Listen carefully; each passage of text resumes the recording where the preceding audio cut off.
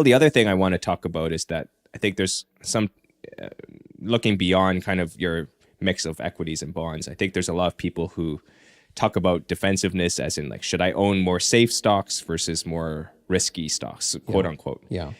And I don't actually like, I hear this a lot, but I don't actually know what it means, because it usually is implied to say, should we buy more like, consumer staples types names, or should we buy like, like kind of old school dividend stocks instead of growth, like tech stocks, right? That's usually what the framing is. Well, like I'll cancel my Netflix, but I still gotta, pay my internet. I still gotta eat.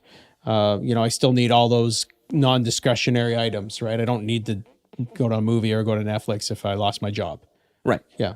But I think, I don't think you want, without generalizing across companies, I would feel more comfortable owning the types of companies that we talk about, like the Netflixes, the Microsofts, the Apples of the world, and the Costcos, because these are, like the best in the world at what they do. And these are growing companies that have like a lot of opportunities for growth ahead of them. Versus if you compare that to, I'm not going to name any names, but you compare that to some of these companies that I look at where, they might have a good dividend yield, but the core business is growing maybe 1 or 2% a year. Yeah. The balance sheet is completely levered. So if interest rates spike, like your earnings are going to collapse. Yeah. They, they might be facing competition threats. So pricing is going down. I